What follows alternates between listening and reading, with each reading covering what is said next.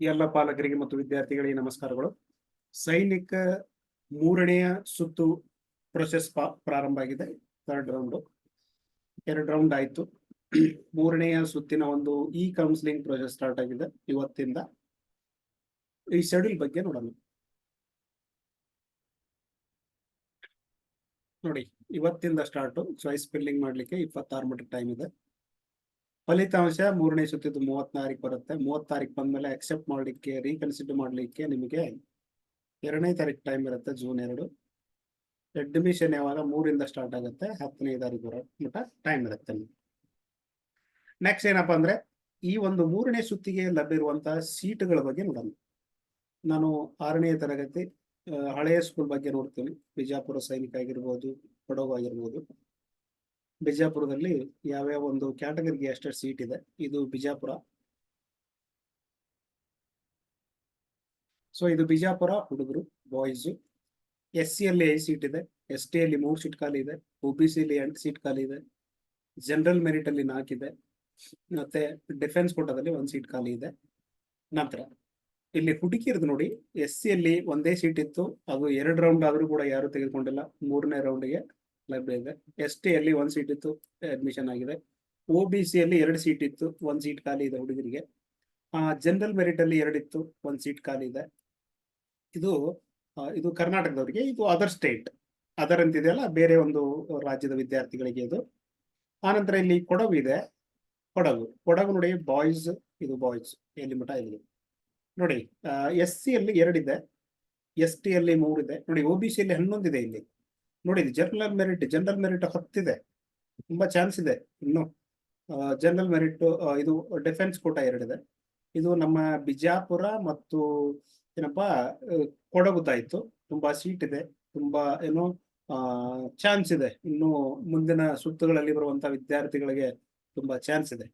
ಯಾಕಂದ್ರೆ ಇದು ಯಾಕೆ ಈಗ ಆಗ್ತಾ ಇದೆ ಅಂತಂದ್ರೆ, ಈಗ ರಿಸಲ್ಟ್ ಎಟ್ ಅ ಟೈಮ್ ಬಂದ್ಬಿಟ್ಟಿದ್ದಾವೆ. ಎಲ್ಲ ರಿಸಲ್ಟ್ ಬಂದಿದ್ದಾವೆ. ಅಳಿಕೆ ಬಂದಿದೆ, ಸೈನಿಕ್ ಸ್ಕೂಲ್ ಬಂದಿದೆ, ನವೋದಯ ಬಂದಿದೆ, ಆಮೇಲೆ ಇನ್ನು ಕೆಲವೊಂದು ಬಂದಿವೆ. ಹೀಗಾಗಿ ಕೆಲವೊಂದು ವಿದ್ಯಾರ್ಥಿಗಳು ಸೈನಿಕನೂ ಆಗಿರ್ತಾರೆ, ನವೋದಯನೂ ಆಗಿರ್ತಾರೆ. ಸುಮಾರು ವಿದ್ಯಾರ್ಥಿಗಳು ನವೋದಯ ಹೋಗಿರ್ತಾರೆ. ಅವರು ಆಯ್ಕೆ ಆದ್ರೂ ಕೂಡ ಇಲ್ಲಿ ಅಡ್ಮಿಷನ್ ತಗೊಳ್ಳೋದಿಲ್ಲ. ಯಾಕಂದ್ರೆ ಅದಕ್ಕೋಸ್ಕರ ಇವು ಖಾಲಿ ಆಗ್ತಾ ಮುಂದೆ ಹೋಗ್ತಾ ಇದಾವೆ. ಸೊ ಸೈನಿಕ ಮಾಡುವಂತ ಅಸ್ಪಿರೆಂಟ್ಸ್ ಏನಾದ್ರೂ ನಾನು ಸೈನಿಕನೇ ಮಾಡ್ಬೇಕಂತ ಇದ್ದವರಿಗೆ ಇನ್ನೂ ತುಂಬಾ ಚಾನ್ಸ್ ಇದೆ ಇಲ್ಲಿ. ಇದು ಕೊಡಗು ಮತ್ತು ಬಿಜಾಪುರ. ಸ್ವಲ್ಪ ಚೆನ್ನಾಗಿ ನೋಡ್ಕೊಳ್ಳಿ. ಆನಂತರ ಇಲ್ಲಿ ನ್ಯೂ ಸೈನಿಕ್ ಸ್ಕೂಲ್ ನೋಡ್ತೇನೆ ನಾನು. ನ್ಯೂ ಸೈನಿಕ್ ಸ್ಕೂಲ್ ಅಂದ್ರೆ ಸಂಗೊಳ್ಳಿ ರಾಯಣ್ಣ ನೋಡೋಣ, ನಮ್ಮ ಕರ್ನಾಟಕದ್ದು. ಸಂಗೊಳ್ಳಿ ರಾಯಣ್ಣ ಬಂತು. ಇಲ್ಲಿ ನೋಡಿ, ಬಾಯ್ಸ್ SC ಅಲ್ಲಿ 2 ಇದೆ, ST ಅಲ್ಲಿ 2 ಇದೆ, OBC ಅಲ್ಲಿ 8 ಇದೆ, ಜನರಲ್ ಮೆರಿಟ್ ನೋಡಿ 10 ಖಾಲಿ ಇದೆ. ಆಮೇಲೆ ಗರ್ಲ್ಸ್ SC ಅಲ್ಲಿ 3 ಇದೆ, ST ಅಲ್ಲಿ 3 ಇದೆ, OBC ಅಲ್ಲಿ 3 ಇದೆ, 4 ಇದೆ. ಜನರಲ್ ಮೆರಿಟ್ 12 ಇದೆ. ಡಿಫೆನ್ಸ್ ಕೋಟಾ ಇದೆ ಅದು. ಆಮೇಲೆ ಏನಪ್ಪಾ ಅಂತಂದ್ರೆ, ಇನ್ನೊಂದು ಮೈಸೂರು. ನಮ್ಮ ಮೈಸೂರಲ್ಲಿ ಒಂದಿದೆ, ಬೀದರಲ್ಲಿ ಒಂದಿದೆ, ವಿವೇಕ ಸ್ಕೂಲ್ ಆಫ್ ಎಕ್ಸಲೆನ್ಸ್ ಅಂತ ಮೈಸೂರು. ಅದನ್ನ ನೋಡೋಣ. ವಿವೇಕ ಸ್ಕೂಲ್ ಆಫ್ ಎಕ್ಸಲೆನ್ಸ್ ಮೈಸೂರು ಇದು. ಇಲ್ಲಿ ಬಾಯ್ಸ್ ಇದು ಇಲ್ಲಿ ಕೋಟಾ ಅಂತಿರಲ್ಲ, ಜನರಲ್ ಪ್ಯೂರ್ ಏನು ಮೆರಿಟ್ ಮೇಲೆ ಹೋಗುತ್ತೆ. ಹುಡುಗರಿಗೆ 32 ಸೀಟ್ ಇದೆ, ಹುಡುಗಿಯರಿಗೆ 20 ಸೀಟ್ ಇದೆ. ಇದು ಯಾವುದೇ ಕೋಟಾ ಇರೋದಿಲ್ಲ, ಇದು ಪ್ಯೂರ್ಲಿ ಅಂಡ್ ಮೆರಿಟ್ ಬೇಸ್ಡ್. ಯಾವ್ದು ಚೆನ್ನಾಗಿ ಅಂಕ ಬಂದಿದೆ ಅವ್ರು ಮಾತ್ರ ಇಲ್ಲಿ ಆಗ್ಬೋದು. ಆ ನಂತರ ವಿವೇಕ್ ಸ್ಕೂಲ್ ಆಫ್ ಎಕ್ಸಲೆನ್ಸ್ ಬೀದರ್ದು ಒಂದಿದೆ. ಬೀದರ್ದು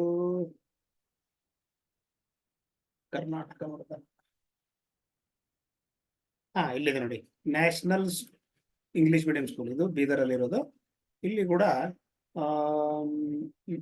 ಇಲ್ಲಿ ಹುಡುಗಿಯರು ಮತ್ತು ಹುಡುಗರಂತ ಸಪರೇಟ್ ಇಲ್ಲ. ಬಟ್ ಹುಡುಗರಾಗಿರ್ಬೋದು ಮೆರಿಟ್ ಬೇಸ್ಡ್. ಹುಡುಗಿ ಚೆನ್ನಾಗಿ ತಗೊಂಡ್ರೆ ಹುಡುಗಿ ಸಿಗತ್ತೆ, ಹುಡುಗ ಚೆನ್ನಾಗಿ ಮಾರ್ಕ್ಸ್ ತಗೊಂಡ್ರೆ ಹುಡುಗಿ ಸಿಗತ್ತೆ. ಇದು 32 ಸೀಟ್ಗಳು ಇಲ್ಲಿ ಖಾಲಿ. ಸೊ ಇದು ನಮ್ಮ ಒಂದು ಕರ್ನಾಟಕದಲ್ಲಿ ಬರುವಂತಹ ಬಿಜಾಪುರ, ಕೊಡಗು ಹಳೆಯ ಸೈನಿಕ್ ಸ್ಕೂಲು. ಆ ನಂತರ ಇವು Sangolli Rayanna, school of excellence Mysuru, ಮತ್ತೆ ಬೀದರ್ದು ಇವು ಹೊಸ ನ್ಯೂ ಸೈನಿಕ್ ಸ್ಕೂಲ್ಸ್. ಅದರ ಒಂದು ಸೀಟ್ ಮೆಟ್ರಿಕ್ಸ್ ಅನ್ನು ನೋಡಿದೀವಿ ನೀವು. ಇದನ್ನೊಂಚೂರು ಚೆಕ್ ಮಾಡ್ಕೊಳ್ಳಿ. ನೀವು ಹಿಂದಿನ ಒಂದು ಸುತ್ತಿನ ಕಟ್ ಆಫ್ ಅಂಕದ ಆಧಾರದ ಮೇಲೆ ನಿಮಗೆ ಸೀಟ್ ಸಿಗತ್ತೆ ಇಲ್ವಾ ಅಂತ ಖಂಡಿತವಾಗಿಯೂ ಗೊತ್ತಾಗತ್ತೆ. ಇನ್ನು ತುಂಬಾ ಚಾನ್ಸ್ ಇರುತ್ತೆ. ಈ ಸುತ್ತಿನಲ್ಲೂ ಆದವರು ಸುಮಾರು ಜನ ನವೋದಯ ಇರ್ತಾರೆ, ಅವರು ಅಡ್ಮಿಷನ್ ತಗೋಲ್ಲ, ಆ ಸೀಟು 4ನೇ ರೌಂಡಿಗೆ ಬರುತ್ತೆ. ಈ ತರ ಒಂದು ಪ್ರೊಸೆಸ್ ಇರುತ್ತೆ. ಇನ್ನೇನಪ್ಪಾ ಅಂತಂದ್ರೆ, ಬಿಜಾಪುರ ಸೈನಿಕ ಸ್ಕೂಲಲ್ಲಿ ಅಡ್ಮಿಷನ್ ಆಲ್ರೆಡಿ ತೆಗೆದುಕೊಂಡಂತ ವಿದ್ಯಾರ್ಥಿಗಳಿಗೆ ಇಮೇಲ್ ಬಂದಿದೆ. ಆ ಇಮೇಲ್ ಅಲ್ಲಿ 13ನೇ ತಾರೀಕಿಗೆ ನೀವು ರಿಪೋರ್ಟಿಂಗ್ ಆಗ್ಬೇಕು ಬಿಜಾಪುರ ಸೈನಿಕ್ ಸ್ಕೂಲಿಗೆ. ಬರುವಾಗ ಏನೆಲ್ಲ ತಯಾರಿ ಮಾಡ್ಕೊಂಡು ಬರ್ಬೇಕು, ಏನೆಲ್ಲ ಬಟ್ಟೆ ತೆಗೆದುಕೊಂಡು ಬರ್ಬೇಕು, ನಿಮ್ ಜೊತೆಗೆ ಏನೆಲ್ಲ ಸಾಮಾನುಗಳನ್ನ ತರಬೇಕು, ಬಟ್ಟೆ ಏನೋ ತುಂಬಾ ಒಂದು ದೊಡ್ಡ ಲಿಸ್ಟ್ ಇದೆ ಅದು. ಅದು ನೆಕ್ಸ್ಟ್ ವಿಡಿಯೋದಲ್ಲಿ ನಾನು ಖಂಡಿತ ಮಾಡ್ತೇನೆ. ಏನೇನೆಲ್ಲ ತೆಗೆದುಕೊಂಡು ಹೋಗ್ಬೇಕು, ತಯಾರಿನ ಮಾಡ್ಕೊಳ್ಳಿ. ಇನ್ ಕೇಸ್ ನಿಮಗೆ ಊರಲ್ಲಿ ಅದರಲ್ಲಿರುವಂತ ಕೆಲವೊಂದು ಸಾಮಾನುಗಳು ಸಿಗದೇ ಇದ್ರೆ, ಬಿಜಾಪುರ ಮಾರ್ಕೆಟ್ ಅಲ್ಲಿ ಸೈನಿಕ ಶಾಲೆಗೆ ಬೇಕಾಗುವಂತ ಎಲ್ಲ ಒಂದು ಸಾಮಾನುಗಳು ಸಿಗತ್ತೆ. ಡ್ರೆಸ್ ಆಗಿರ್ಬೋದು, ಬಟ್ಟೆ ಆಗಿರ್ಬೋದು, ಏನೊಂದು ಶೂಸ್ ಆಗಿರ್ಬೋದು, ಎಲ್ಲ ಸಿಗತ್ತೆ ಅಲ್ಲಿ. ನಿಮ್ ಊರಲ್ಲಿ ಅಕ್ಕಪಕ್ಕದಲ್ಲಿ ಸಿಗದೇ ಇದ್ರೆ ಒಂದ್ ದಿವಸ ಅಡ್ವಾನ್ಸ್ ಇಲ್ಲಿ ನಮ್ಮ ಬಿಜಾಪುರಕ್ಕೆ ಹೋದ್ರೆ ನಿಮಗೆ ಎಲ್ಲ ಒಂದು ಸಾಮಾನುಗಳಲ್ಲಿ ಸೈನಿಕ ಸ್ಕೂಲ್ಗೆ ಬೇಕಾಗುವಂತ ಸಾಮಾನುಗಳು ಎಲ್ಲವೂ ಅಲ್ಲೇ ಸಿಗ್ತವೆ. ಅದ್ರ ಲಿಸ್ಟ್ ತೋರಿಸ್ತೇನೆ ನಾನು ನೆಕ್ಸ್ಟ್ ವಿಡಿಯೋದಲ್ಲಿ. ಏನು ತೆಗೆದುಕೊಂಡು ಬರಬೇಕು. 13ನೇ ತಾರೀಕಿಗೆ 6ನೇ ತರಗತಿ ವಿದ್ಯಾರ್ಥಿಗಳ ಒಂದು ಅಕಾಡೆಮಿಕ್ ಇಯರ್ ಸ್ಟಾರ್ಟ್ ಆಗುತ್ತೆ ಸೈನಿಕ ಸ್ಕೂಲ್ ಬಿಜಾಪುರ. ಬೇರೆ ಕಡೆಗೂ ಅದೇ ಡೇಟ್ ಇರುತ್ತೆ, ಹೆಚ್ಚು ಕಡಿಮೆ ಕೊಡೋಗೆ ಆಗಿರ್ಬೋದು. ಆಲ್ರೆಡಿ ಅಡ್ಮಿಷನ್ ತೆಗೆದುಕೊಂಡವರಿಗೆ ಈಗಾಗಲೇ ಇಮೇಲ್ ಬಂದಿರುತ್ತೆ, ಅದನ್ನು ಒಂಚೂರು ಚೆಕ್ ಮಾಡ್ಕೊಳ್ಳಿ. ಇನ್ನು ರಿಜಿಸ್ಟ್ರೇಷನ್ ಮತ್ತು ಚಾಯ್ಸ್ ಫಿಲ್ಲಿಂಗ್ ಇರುತ್ತಲ್ಲ, ಈ ಚಾಯ್ಸ್ ಫಿಲ್ಲಿಂಗ್ ಅನ್ನ ಆಲ್ರೆಡಿ ರಿಜಿಸ್ಟರ್ ಮಾಡಿರ್ತೀರಾ, ಒಂದು first round second round choice filling ಮಾಡಿರ್ತೀರಾ, ಅದನ್ನೇ ಕಂಟಿನ್ಯೂ ಮಾಡಬಹುದು, ಏನು ಚೇಂಜ್ ಮಾಡದೆ. ನಿಮ್ಗೆ ಏನಾದ್ರು ಚೇಂಜಸ್ ಮಾಡಬೇಕು, ಕೆಲವೊಂದು ಸ್ಕೂಲ್ಗಳನ್ನ ತೆಗಿಬೇಕು, ಕೆಲವೊಂದು ಸ್ಕೂಲ್ಗಳನ್ನ ಹಾಕ್ಬೇಕು ಅಂತಂದ್ರೆ ಅದನ್ನ ಹಾಕಿ ಮತ್ತೆ ನೀವು ಲಾಕ್ ಚಾಯ್ಸಸ್ ಅಂತ ಮಾಡಿದ್ರೆ ನಿಮ್ಮ ಒಂದು ಪ್ರೊಸೆಸ್ ಕಂಪ್ಲೀಟ್ ಆಗತ್ತೆ. 30ನೇ ತಾರೀಕಿಗೆ ಈ ಒಂದು 3ನೇ ಸುತ್ತಿನ ಒಂದು ಫಲಿತಾಂಶ ಬರುತ್ತೆ. ಯಾರಿಗೆಲ್ಲ ಸೀಟ್ ಸಿಗತ್ತೆ ಅವರಿಗೆ ಕಾಲ್ ಕೂಡ ಬರುತ್ತೆ. ಮತ್ತೆ ಮೆಡಿಕಲ್ ಎಲ್ಲಿದೆ ಏನು ಅಂತ ಲಾಗಿನ್ ಆಗಿ ನೋಡ್ಕೊಳ್ಬೇಕು, ಗೊತ್ತಾಗತ್ತೆ. ಇನ್ನು ಏನಾದರೂ ಹೆಚ್ಚಿನ ಮಾಹಿತಿ ಬೇಕಂದ್ರೆ ಕಮೆಂಟ್ಸ್ ಮಾಡಿ, ಖಂಡಿತವಾಗಿ ನಾನು ನಿಮ್ಮ ಮೆಸೇಜ್ಗೆ ರಿಪ್ಲೈ ಮಾಡ್ತೇನೆ. Thank you.